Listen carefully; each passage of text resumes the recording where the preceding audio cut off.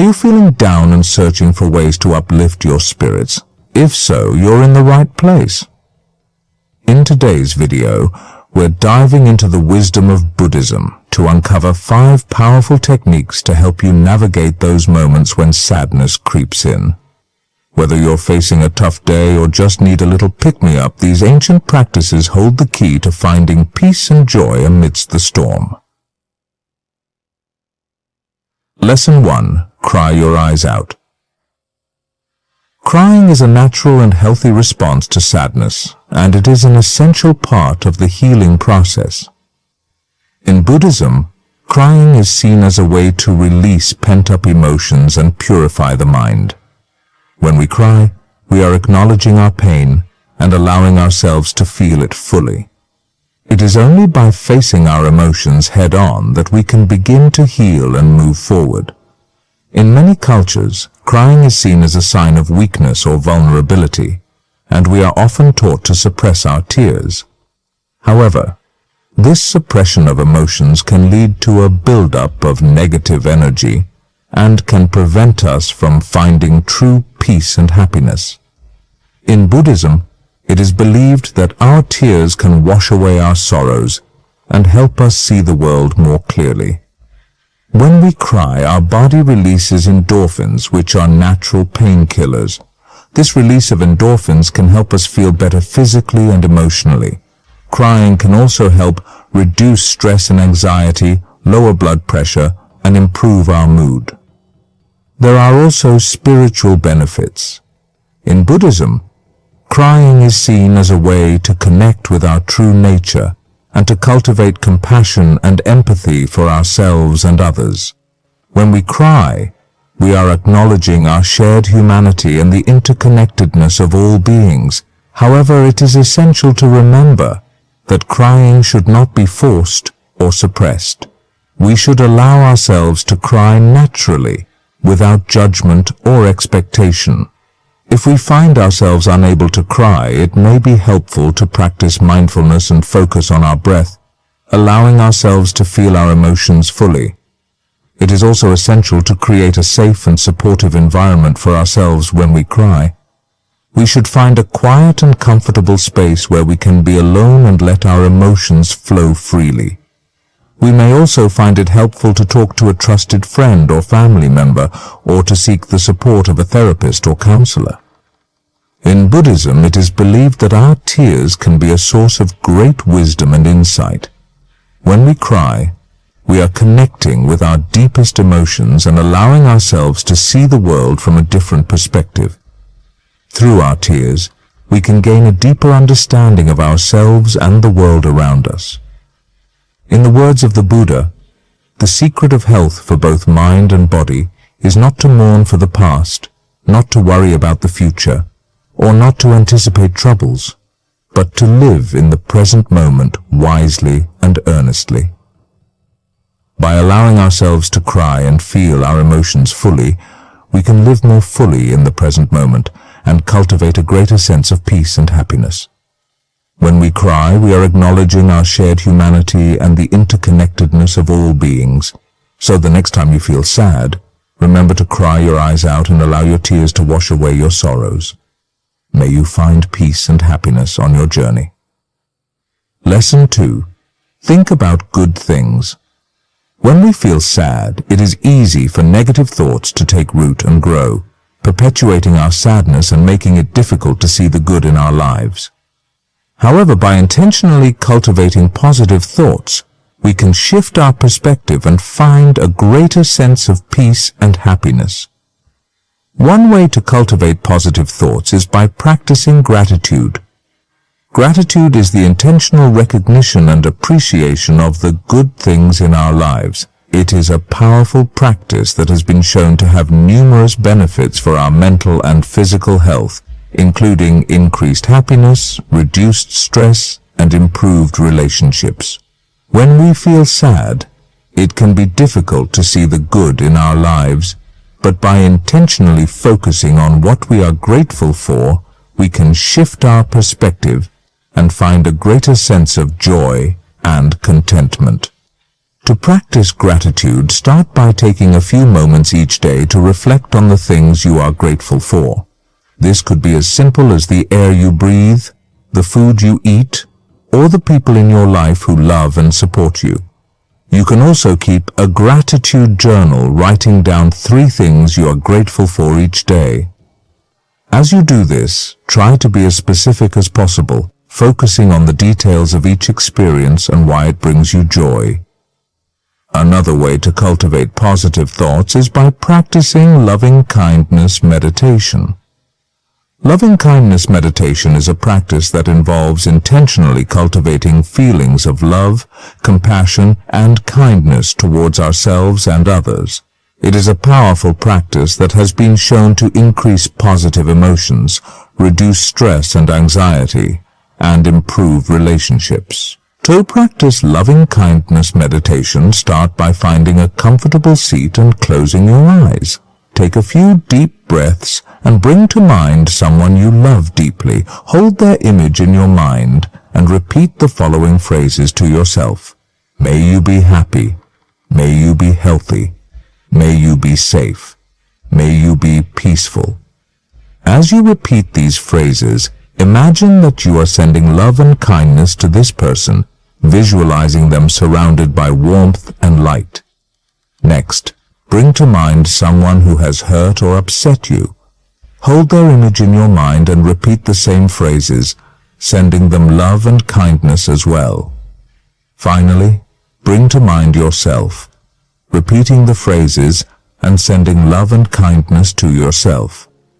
As you practice loving-kindness meditation, try to cultivate a sense of compassion and understanding towards yourself and others. Remember that everyone is struggling in their own way, and that we are all deserving of love and kindness. Practicing gratitude, loving-kindness meditation, and other activities that cultivate positive thoughts can help us tend to the garden of our mind, allowing us to cultivate beautiful flowers and prevent weeds from taking over.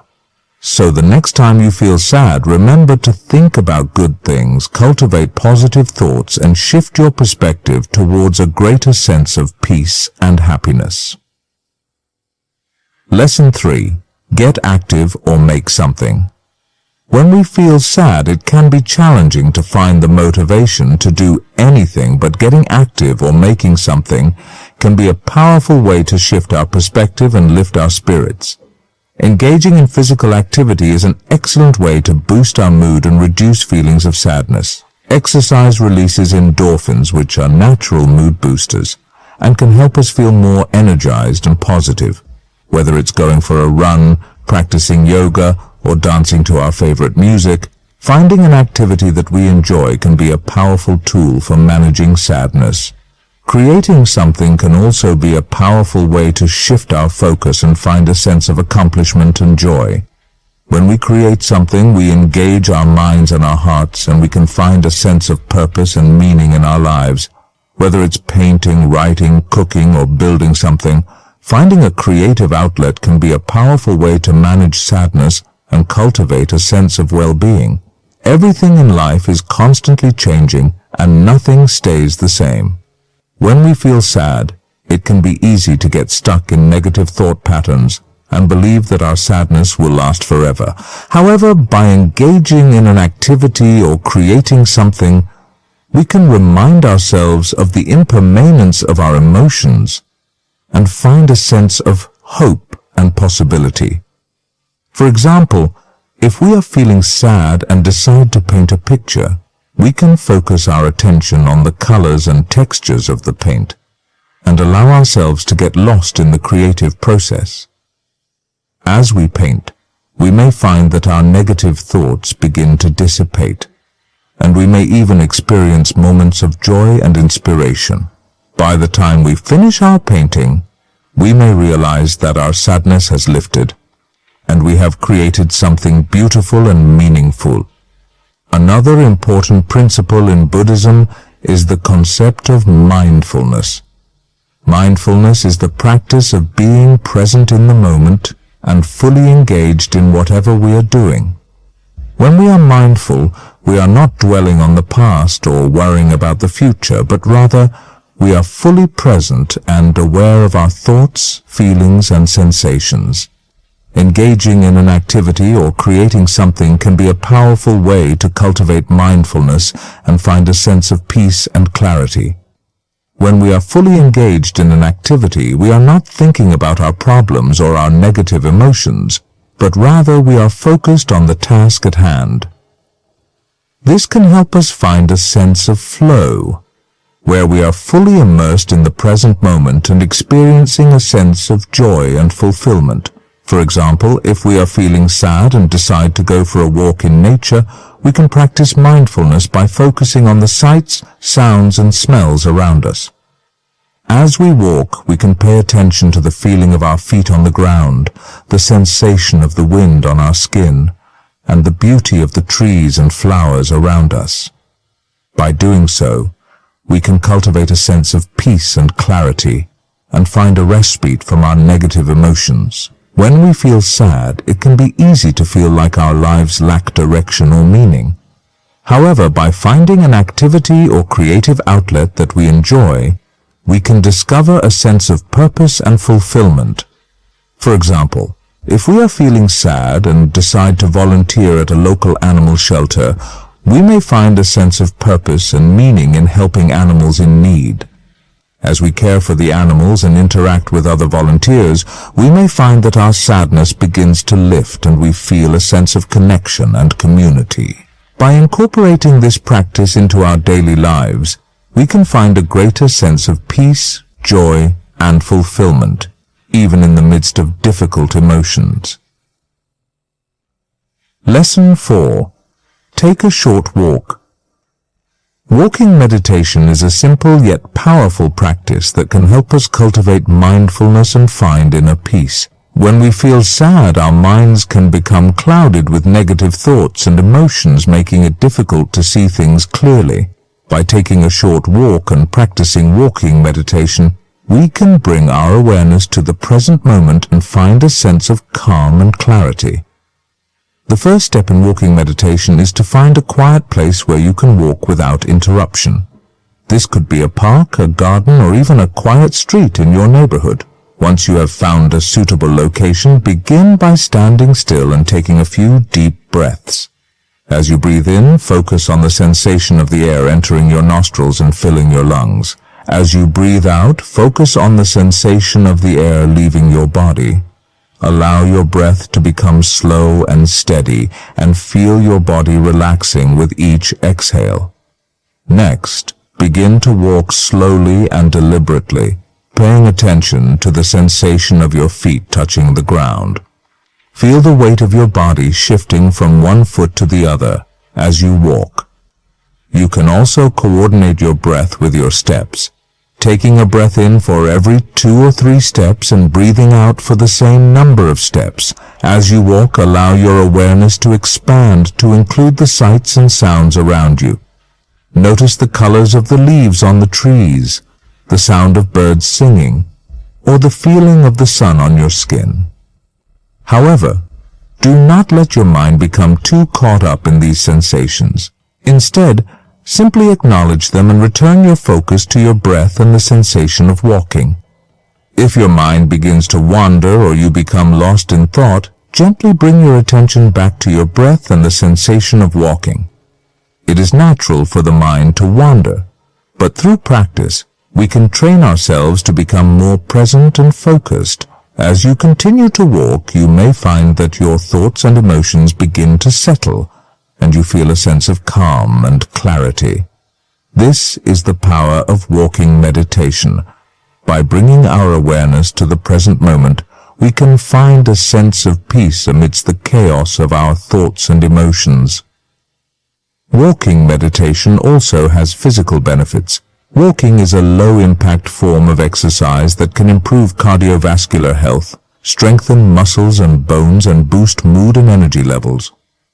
By incorporating walking meditation into your daily routine, you can improve both your physical and mental well-being. To make the most of your walking meditation practice, try to set aside a specific time and place each day to practice. You can start with just 5 or 10 minutes a day and gradually increase the amount of time as you become more comfortable with the practice. You can also experiment with different locations and times of day to find what works best for you. By incorporating walking meditation into our daily routine, we can improve both our physical and mental well-being and find a deeper sense of peace and happiness in our lives. So the next time you feel sad, remember to take a short walk and practice walking meditation. May you find peace and happiness with each step. Lesson 5. Practice self-compassion. Self-compassion is an essential aspect of Buddhist teachings, and it is a crucial practice for dealing with sadness. When we are feeling sad, it is easy to criticize ourselves, blame ourselves, or judge ourselves harshly. However, this only serves to exacerbate our sadness and make us feel worse. Practicing self-compassion means treating ourselves with kindness, understanding, and empathy.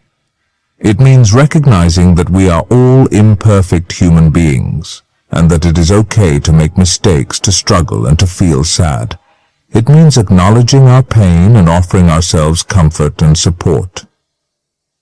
When you're feeling sad, it is essential to speak to yourself with kindness and understanding. Use gentle, supportive language and avoid harsh self-criticism.